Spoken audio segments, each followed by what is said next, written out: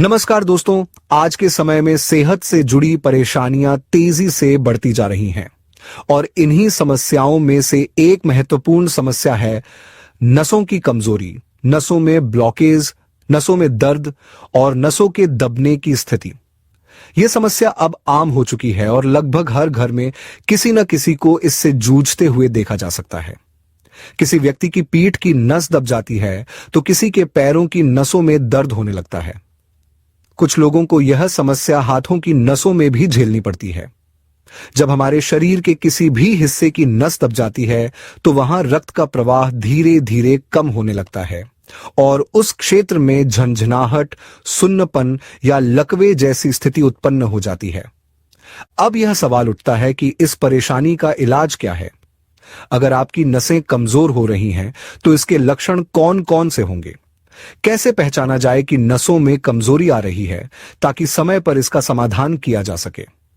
अगर आपकी याददाश्त पहले के मुकाबले कमजोर होती जा रही है तो यह एक संकेत हो सकता है कि आपकी नसें सही तरीके से कार्य नहीं कर रही हैं। अगर आपको बार बार चक्कर आते हैं तो यह भी इस बात का संकेत है कि आपकी नसें कमजोर हो रही हैं। जब शरीर में रक्त प्रवाह सुचारू रूप से नहीं होता तो कई तरह की समस्याएं उत्पन्न होने लगती हैं।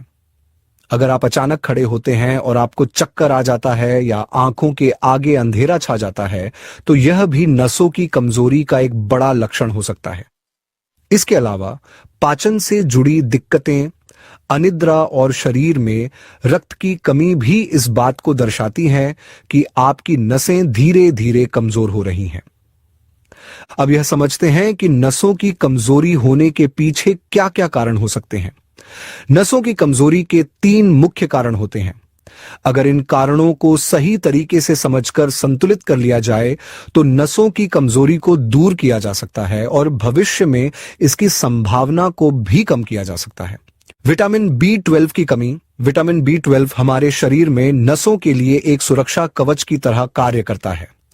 यह नसों के चारों ओर माइलिन नामक एक सुरक्षात्मक परत बनाता है जिससे नसें मजबूत रहती हैं और सुचारू रूप से अपना कार्य करती हैं। यदि शरीर में विटामिन B12 की कमी हो जाती है तो यह सुरक्षात्मक परत कमजोर होने लगती है और नसों में ब्लॉकेज जैसी समस्या उत्पन्न हो सकती है। पोटेशियम की कमी। पोटेशियम शरीर में रक्त प्रवाह को नियंत्रित और संतुलित करने में मदद करता है। यदि शरीर में पोटेशियम की मात्रा कम हो जाती है तो नसों की संवेदनशीलता प्रभावित होने लगती है जिससे कमजोरी, सुन्नपन और दर्द की समस्या बढ़ सकती है। मैग्नीशियम की कमी। मैग्नीशियम नसों को ऊर्जा प्रदान करने में मदद करता है। अगर शरीर में इसकी मात्रा कम हो जाती है तो नसों की कार्यक्षमता प्रभावित होने लगती है और व्यक्ति को थकान, सुस्ती और कमजोरी महसूस होने लगती है। अब हम यह जानते हैं कि किन चीजों से दूरी बनाए रखनी चाहिए ताकि हमारी नसें मजबूत और स्वस्थ बनी रहें। अधिक मात्रा में नमक और चीनी के सेवन से बचें। अधिक नमक और मीठा खाने से रक्त संचार पर नकारात्मक प्रभाव पड़ता है जिससे नसों की स्थिति बिगड़ सकती है। आइसक्रीम और अधिक मीठी चीजों का सेवन न करें। इनका अधिक मात्रा में सेवन करने से नसों की कमजोरी बढ़ सकती है। तली भुनी और ज्यादा तेल वाली चीजों से बचें। रिफाइंड ऑयल और जंक फूड खाने से पाचन तंत्र प्रभावित होता है जिससे शरीर को आवश्यक पोषक तत्व ठीक से नहीं मिल पाते और इसका सीधा असर नसों पर पड़ता है। नसों की कमजोरी को दूर करने के लिए हमें किन चीजों का सेवन करना चाहिए यह जानना बेहद जरूरी है। हमारे भोजन में सही पोषक तत्वों की उपलब्धता नसों की मजबूती के लिए अत्यंत आवश्यक होती है। हरी पत्तेदार सब्जियों का सेवन करें। पालक, मेथी, सरसों, चौलाई और अन्य हरी पत्तेदार सब्जियां हमारे शरीर को vitamin B12, vitamin C, vitamin E और मैग्नीशियम प्रदान करती हैं। ये पोषक तत्व नसों को पोषण देकर उन्हें मजबूत बनाने में महत्वपूर्ण भूमिका निभाते हैं। यदि हम अपनी नियमित दिनचर्या में इनका सेवन करें तो नसों की कमजोरी धीरे धीरे दूर हो सकती है। ओमेगा 3 फैटी एसिड से भरपूर खाद्य पदार्थों का सेवन करें। अखरोट, अलसी के बीज, चिया सीड्स और मछली जैसे आहार ओमेगा 3 फैटी एसिड का समृद्ध स्रोत होते हैं। ये तत्व हमारे शरीर की नसों को मजबूती प्रदान करते हैं और उनके सही कार्य करने में सहायता करते हैं। किशमिश का सेवन करें। अगर हम रोजाना भीगी हुई किशमिश खाते हैं तो इससे रक्त संचार बेहतर होता है और नसों की कमजोरी को दूर करने में मदद मिलती है। इसके अलावा यह शरीर को ऊर्जावान बनाए रखने में भी सहायक होता है। डार्क चॉकलेट खाएं। डार्क चॉकलेट में एंटीऑक्सीडेंट होते हैं जो नसों की कमजोरी को कम करने में सहायक साबित होते हैं। हालांकि इसे अधिक मात्रा में न खाएं और खासकर रात में इसके सेवन से बचें। ब्रोकली को अपने भोजन का हिस्सा बनाएं। ब्रोकली को सलाद या उबली हुई सब्जी के रूप में खाया जा सकता है। इसमें पाए जाने वाले पोषक तत्व नसों की कार्य क्षमता को बेहतर बनाने में सहायक होते हैं। यह एक अत्यधिक लाभकारी सब्जी है जिसे नियमित रूप से खाने से शरीर को संपूर्ण पोषण मिलता है। दोस्तों, हम सभी यह भली भांति जानते हैं कि हमारे शरीर को स्वस्थ और ऊर्जावान बनाए रखने के लिए शारीरिक गतिविधि और योगासन का विशेष महत्व होता है। विशेष रूप से जब नसों की कमजोरी की समस्या उत्पन्न होती है तब योगासन और प्राणायाम अत्यधिक लाभकारी सिद्ध होते हैं। नियमित रूप से योग का अभ्यास करने से शरीर की कार्य क्षमता बढ़ती है और नसों को मजबूती मिलती है। अगर हम कास योग और प्राणायाम की बात करें तो भस्त्रिका प्राणायाम और अनुलोम विलोम प्राणायाम नसों की सेहत के लिए अत्यंत प्रभावी माने जाते हैं। यदि हम अपने दैनिक जीवन में इन दोनों प्राणायामों को शामिल कर लें और प्रतिदिन इनका अभ्यास करें तो नसों की कमजोरी को दूर करने में बहुत सहायता मिलती है।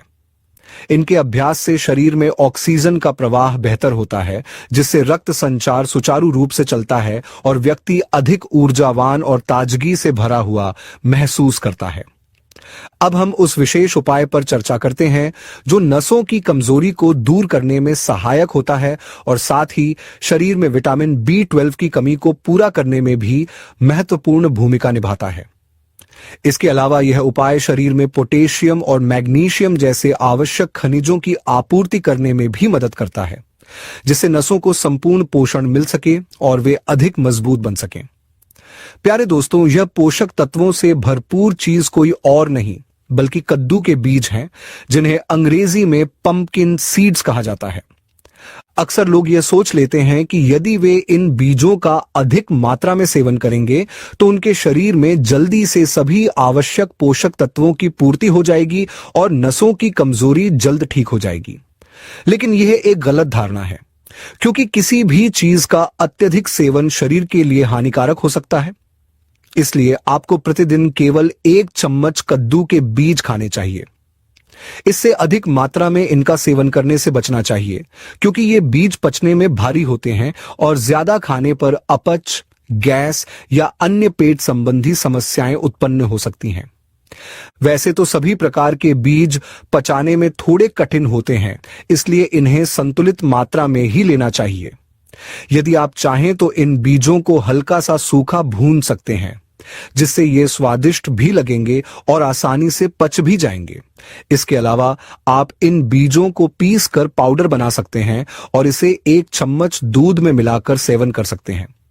यह तरीका भी शरीर को लाभ पहुंचाने में सहायक होता है और इससे कद्दू के बीजों को आसानी से पचाया जा सकता है। यदि आप चाहें तो इन बीजों को अपने दैनिक भोजन में अलग अलग तरीकों से भी शामिल कर सकते हैं। उदाहरण के लिए इन्हें अपने आटे में मिलाकर रोटी बना सकते हैं, सलाद में डालकर खा सकते हैं या फिर दही के साथ मिलाकर सेवन कर सकते हैं। इसके अतिरिक्त इन्हें स्मूदी में मिलाकर पिया जा सकता है या फिर अन्य खाद्य पदार्थों के साथ मिलाकर भी खाया जा सकता है।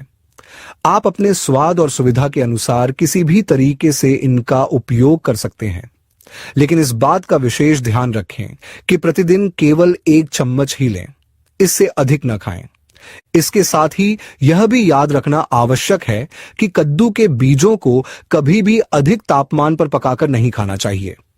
जब इन्हें बहुत अधिक तापमान पर पकाया जाता है तो इनमें मौजूद महत्वपूर्ण पोषक तत्व नष्ट हो जाते हैं और इनके सेवन से शरीर को पूरी तरह से लाभ नहीं मिल पाता। इसलिए इन्हें हमेशा कच्चा या हल्का भुना हुआ ही खाना चाहिए। ये बीज बाजार में आसानी से उपलब्ध होते हैं और इनका नियमित सेवन करने से नसों की कमजोरी को दूर किया जा सकता है। इसके अलावा कद्दू के बीजों का सेवन करने से शरीर में विटामिन B12 की कमी पूरी होती है और यह केवल नसों के लिए ही नहीं बल्कि हड्डियों के लिए भी अत्यंत लाभकारी होता है।